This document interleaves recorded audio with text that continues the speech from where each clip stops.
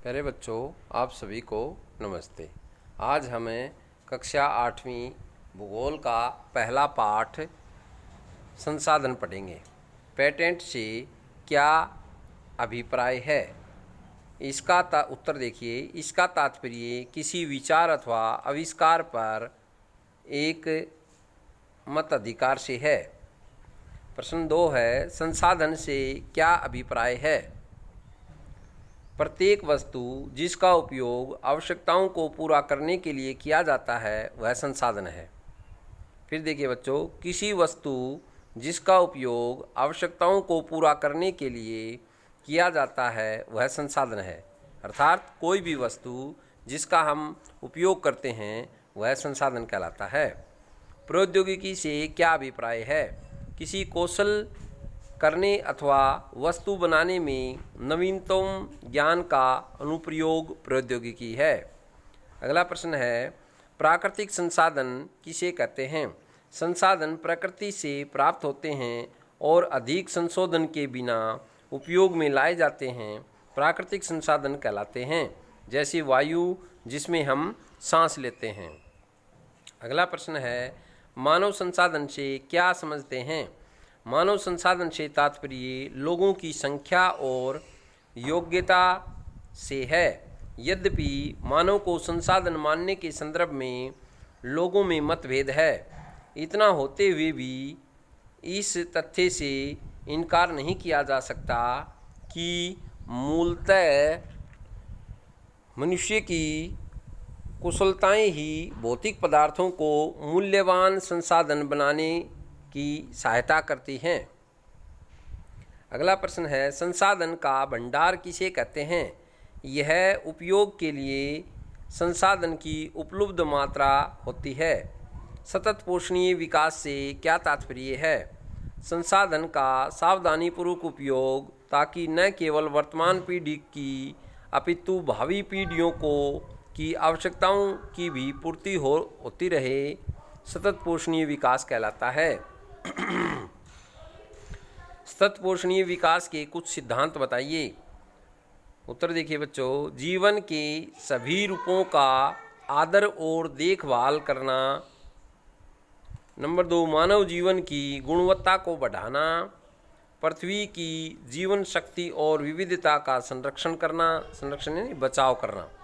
प्राकृतिक संसाधनों के ह्रास को कम से कम करना, ह्रास मानी पतन को, यानी कि प्राकृतिक पर्यावरण धीरे धीरे खत्म होते जा रहे हैं, पेड़ पौधे खत्म होते जा रहे हैं, तो इसके लिए हमें ज़्यादा से ज़्यादा पेड़ पौधे लगाने चाहिए। पर्यावरण के प्रति व्यक्तिगत व्यवहार और अभ्यास में परिवर्तन। समुदायों को अपने पर्यावरण की देखभाल करने के योग्य करना।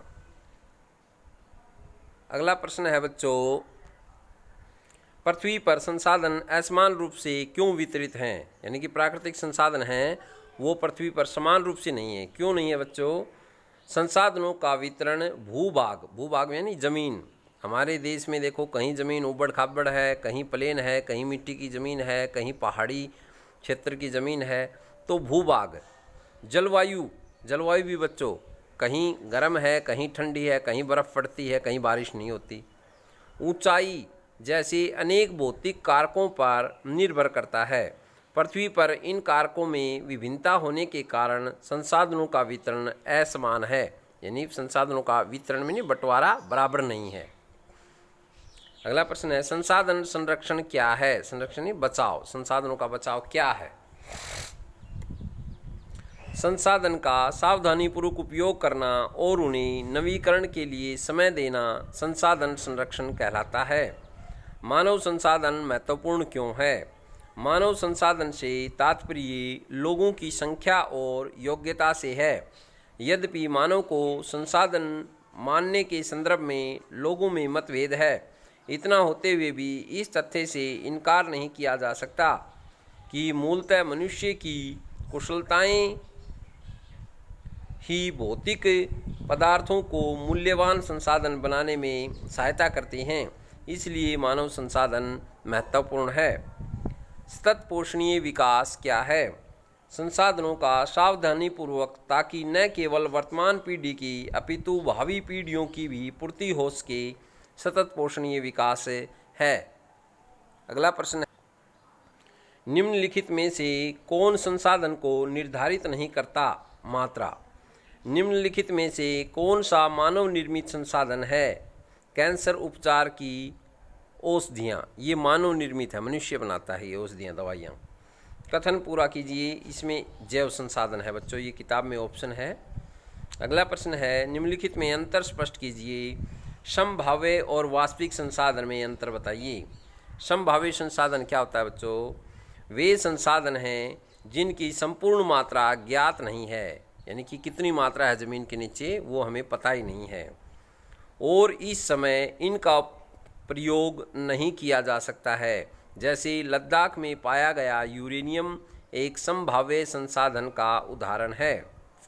वास्तविक संसाधन वे संसाधन हैं जिनकी मात्रा ज्ञात होती है और इन संसाधनों का उपयोग उस समय किया जा रहा है, जैसे जर्मनी के रूर में। अगला है, सर्वव्यापक और स्थानिक संसाधन में अंतर स्पष्ट कीजिए। सर्वव्यापक संसाधन, जो संसाधन सब जगह पाए जाते हैं वे सर्वव्यापक संसाधन कहलाते हैं। जैसे वायु जिसमें हम सांस लेते हैं, यह भी एक सर्वव्यापक संसाधन है। स्थानिक संसाधन, कुछ संसाधन ऐसे होते हैं जैसे लोहा, तांबा आदि। अगला प्रश्न है, उत्पत्ति के आधार पर संसाधन के कितने भेद होते हैं? उत्पत्ति के आधार पर संसाधन के दो भेद होते हैं, जैव अजैव। जैव संसाधन में सजीव चीज़ें आती हैं। पौधे जैव संसाधन के उदाहरण हैं। जैव यानी जिसमें जल और ऑक्सीजन की आवश्यकता होती है, सांस लेते हैं, भोजन लेते हैं, वो जैव हैं। अजैव संसाधन निर्जीव वस्तुएं होती हैं। मृदा, मिट्टी, चट्टानें और खनिज अजैव संसाधन हैं। अगला प्रश्न है बच्चों, संसाधन कितने प्रकार के होते हैं? संसाधन निम्न 3 प्रकार के होते हैं। नंबर 1 प्राकृतिक संसाधन, नंबर 2 मानव निर्मित संसाधन, नंबर 3 मानव। अगला प्रश्न है, मानव निर्मित संसाधन कौन कौन से हैं? यानी मनुष्य कौन सी संसाधन बनाता है? सड़क, गाड़ी, पंखा, किताबें आदि, ये हैं सभी मानव निर्मित संसाधन हैं। अगला प्रश्न है, नवीकरणीय और अनवीकरणीय संसाधन में अंतर स्पष्ट कीजिए। नवीकरणीय संसाधन वे संसाधन होते हैं जिनको जल्दी से नया बनाया जा सके और पुनः पूर्ति की जा सके। नवीकरणीय होता है बच्चों जो समाप्त होने पर उनकी पूर्ति दोबारा से हो सके। नवीकरणीय संसाधन कुछ असीमित होते हैं जैसे सौर और पवन ऊर्जा। कुछ नवीकरणीय संसाधन जैसे जल, मृदा और वन आदि का लापरवाही से उपयोग करने पर उनके भंडार प्रभावित होते हैं। अनवीकरणीय संसाधन वे संसाधन होते हैं जिनके भंडार एक बार समाप्त होने के बाद उनको पुनः पूर्ति नहीं कर सकते। इनके भंडार सीमित हैं, यानी एक बार पृथ्वी के नीचे समाप्त हो गए तो दोबारा नहीं मिल सकते। इनको बनाने में हजारों वर्ष लग जाते हैं। बच्चों, ये हमारा पाठ पूरा हुआ। आशा है आपको समझ में आया होगा। ध्यान से पढ़ो और समझो। धन्यवाद।